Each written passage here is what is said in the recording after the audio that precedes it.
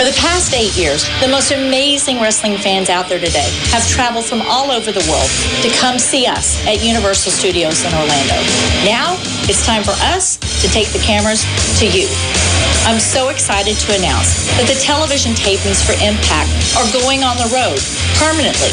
And we're going to do that starting March 14th, when we go live from Chicago at the Sears Center Arena. And we couldn't have done any of this without you. So from all of us at TNA, thank you.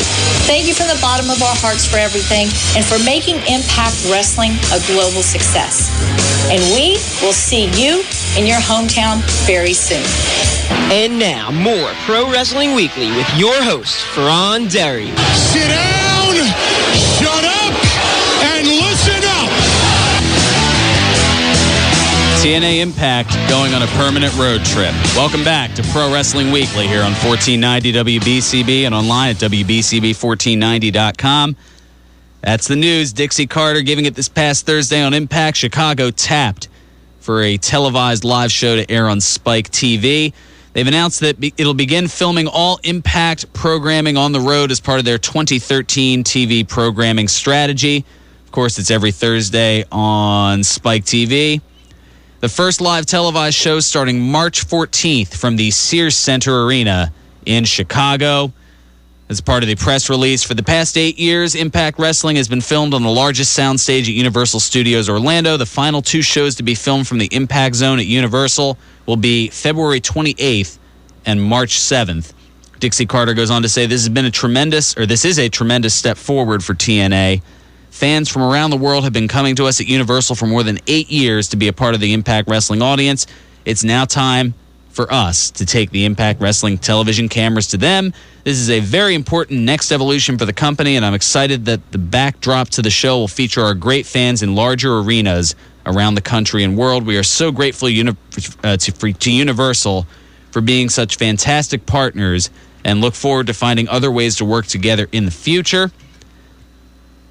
This will be the first time since, Bound for Glory 2008. That was when the Sears Center Arena held Impact Wrestling, and that at the time was the highest TNA attendance record.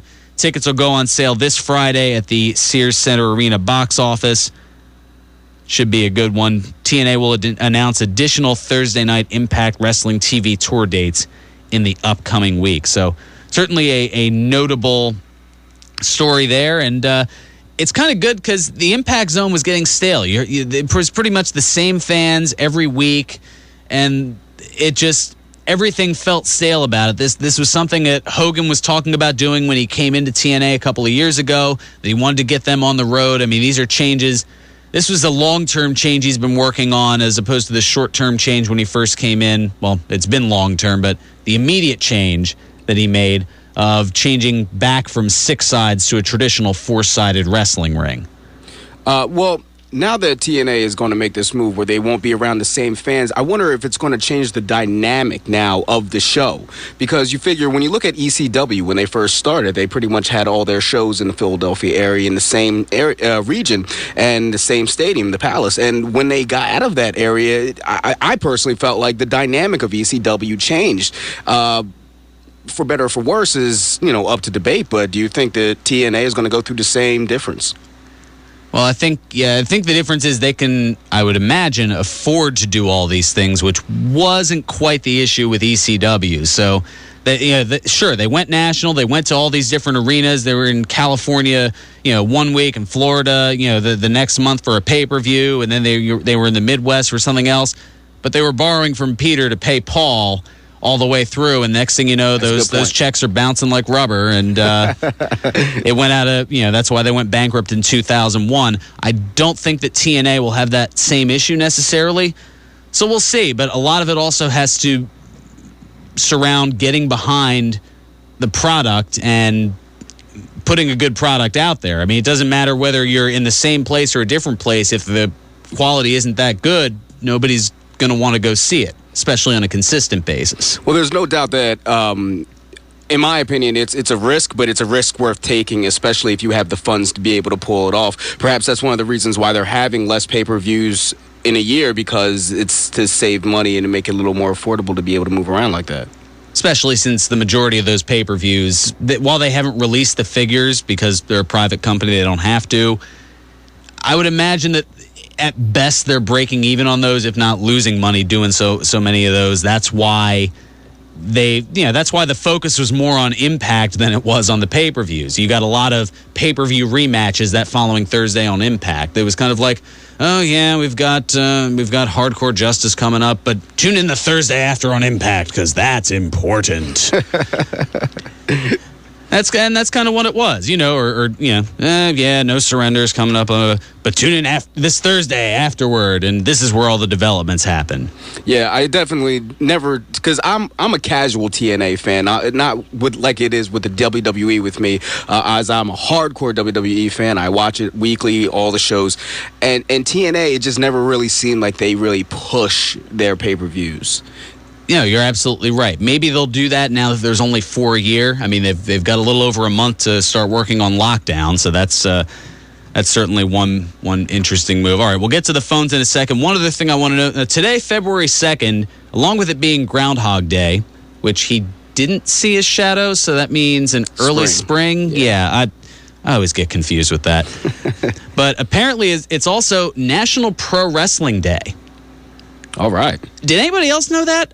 Until this past week, I had no idea that such a day existed. And leave it to Philadelphia to take this day and make a huge deal of it. In honor of National Pro Wrestling Day, a number of local and national promotions have collaborated to have essentially a day-night doubleheader at the Philadelphia National Guard Armory right in northeast Philadelphia. And the best part, if you go in person, it's free of charge, but it's first come, first serve. So you got to make sure you head over there. The day portion is at 1 o'clock. It's a half hour from now, so hurry down if you're up for it. Put $14.90 on in the car as you make your way over. The nightcap starts at 7 o'clock. Among the many names scheduled on the two cards, you've got Too Cold Scorpio, Steve Corino, Hurricane Helms, Colt Cabana, Drew Gulak, the Briscoes, Mike Quackenbush. I mean, different guys from Chikara, Ring of Honor. Lots of different names. Plus Tommy Dreamer from House of Hardcore is advertised for an appearance as well. If you can't make it to the shows, well, you can stream them online, $14.99 on iPay-per-view. For more information on all the pomp and circumstance, visit nationalprowrestlingday.com. That's awesome, man, especially for free.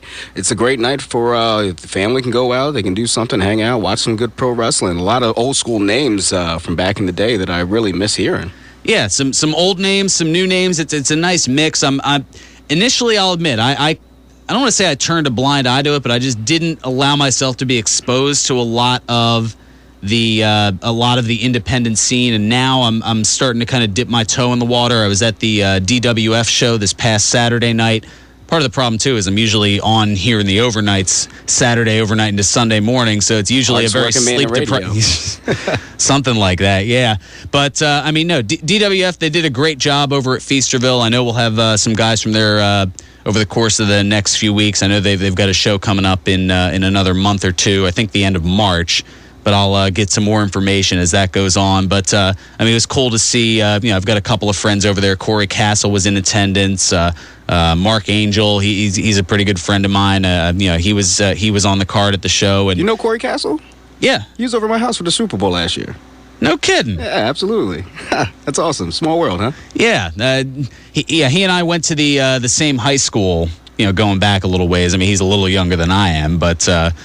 We both grew up in the same town, that sort of deal. Yeah, you're right. It's one of those small world type deals. But a name that jumped out at me from the DWF show. I mean, definitely somebody to check out. In future shows and wherever else he may appear. And I mean, he's a young kid, so he's still got a lot of. He's only like 21, I want to say. A lot of potential going forward as a high flyer. Little guy too. I mean, he makes me look big, and that's kind of that's. You want to be I'm a not high exact, flyer? huh? You want to be a high flyer? Is that why? Maybe, but I think those days are long behind me. No, the Airborne Angel, Owen O'Neill. Okay.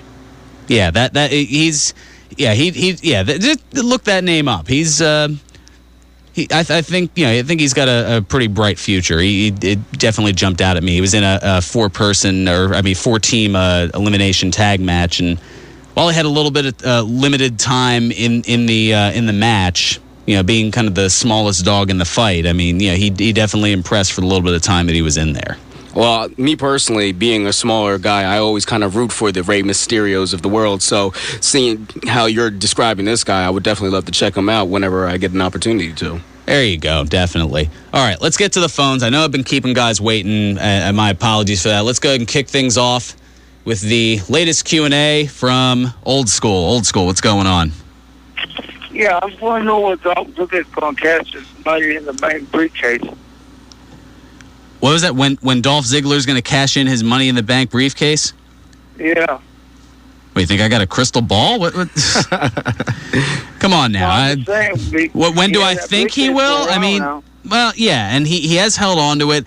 It wouldn't surprise me. I mean, if the world champion was competing in an Elimination Chamber match, that would seem like a ripe time to do so. But since it's a number one contenders match, I don't know if they could go WrestleMania, although I don't know. I mean, if he did that, it would probably be somewhere early on the card. WWE, as of late, has been notorious for having the World Championship match lead off the pay-per-view. So, okay. I mean, that would certainly be an interesting way. Have a title change, or have Del Rio retain, depending on where they want to go between now and then all of a sudden have Ziggler cash in the briefcase. I mean, that's certainly a possibility, but it seems like every time we think, oh, he's going to cash it in this pay-per-view, he doesn't. He hangs on to it, and he's got until July. So at the absolute latest, I would say July at the next Money in the Bank pay-per-view, but I could definitely see it before then, maybe after a hardcore match of some sort at Extreme Rules in April, or actually, I think it's the beginning of May this year.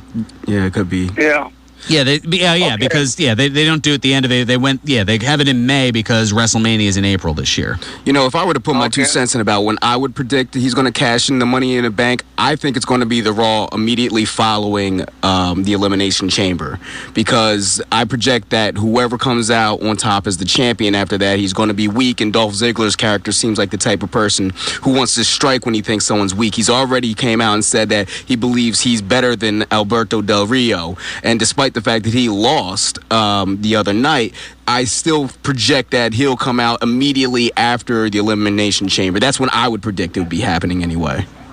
Well, it's hard to project him. Oh, good, Old School. Okay. Now, what about Brock Lesnar? What's going on with him?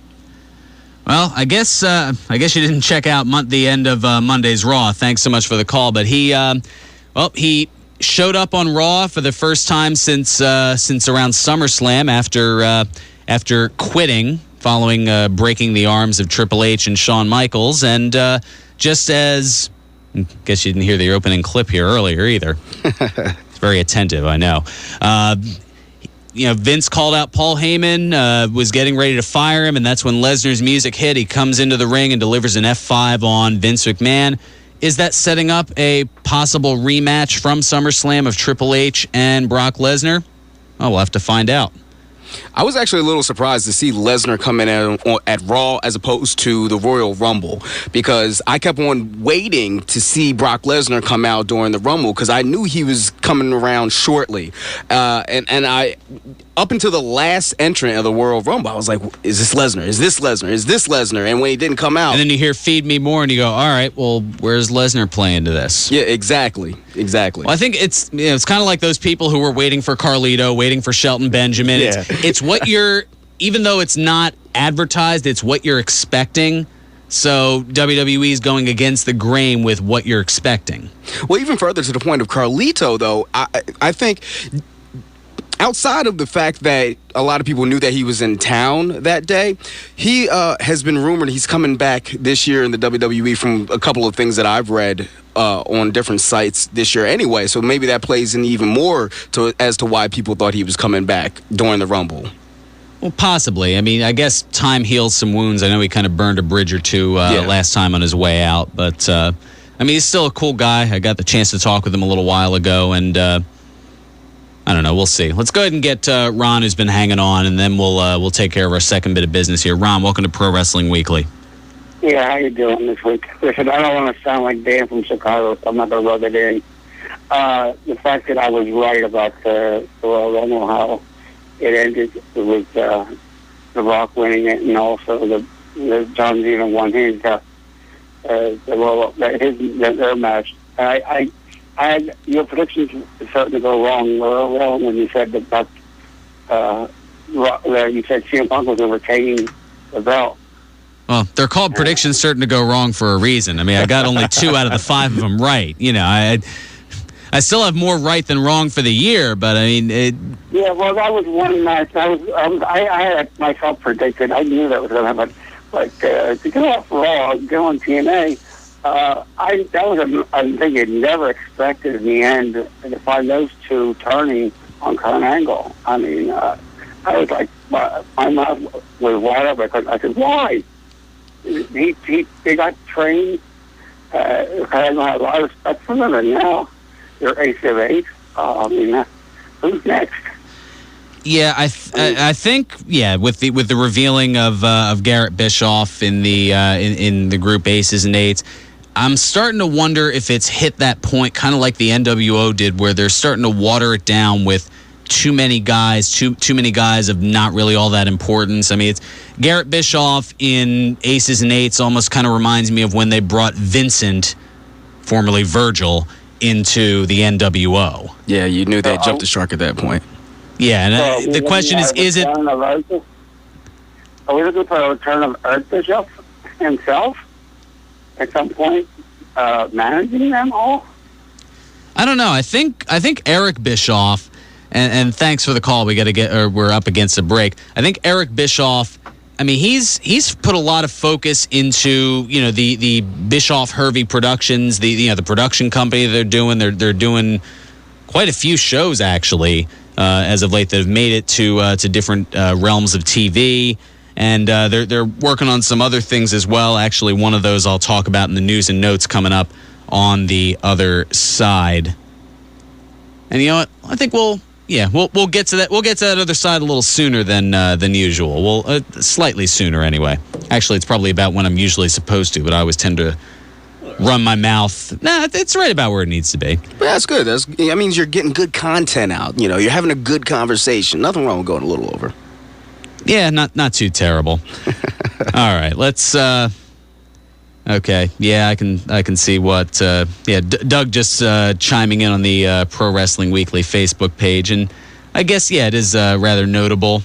Our good friends over at George's Cards and Collectibles, of course, just under a month from now, they're going to have, Barbie Blank, formerly known as Kelly Kelly. Oh, wow. Yeah, she is going to be at the New Falls location on Friday, March 1st, I believe from 6 to 8 p.m.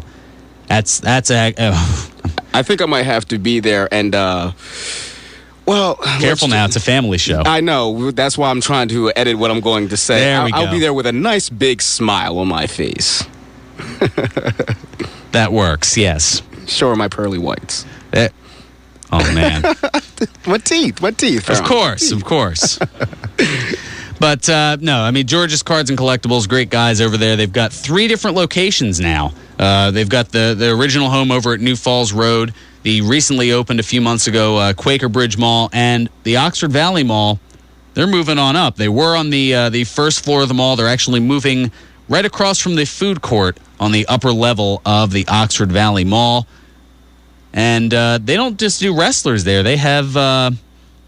they've got different baseball players throughout the year, football players, hockey players as well. In this case, Flyers' Matt Reed is going to be to help celebrate the grand moving, I guess, for lack of a better term, or grand opening of the move. He's going to be at the Oxford Valley Mall store, Flyers player Matt Reed, from 7 to 8:30 p.m. on February 13th. Sweet. Philadelphia loves their Flyers, and it's the day before Valentine's Day, so you know a lot of girls are going to be ready to be out there. There you go. I was going to say, I mean, looking at Matt Reed here, I could see how a few girls would probably want to go. Well, that's a whole nother story. But yeah, for more info about all the awesome stuff at George's Cards and Collectibles, give them a call at 215-943-2475, or you can check them out on the web at georgescollectibles.com. And they're also on Facebook, too. So check them out. Let them know I sent you. They'll probably give you condolences. That's usually how they do. Either George or Doug over there, they're sassy like that when it comes to those sort of deals. I don't know. We're going off on tangents here. We've got news and notes coming on the other side. Time for you as well. 215-949-3232 or toll free at 888-922-2149. This is Pro Wrestling Weekly here on 1490 WBCB and online at WBCB1490.com.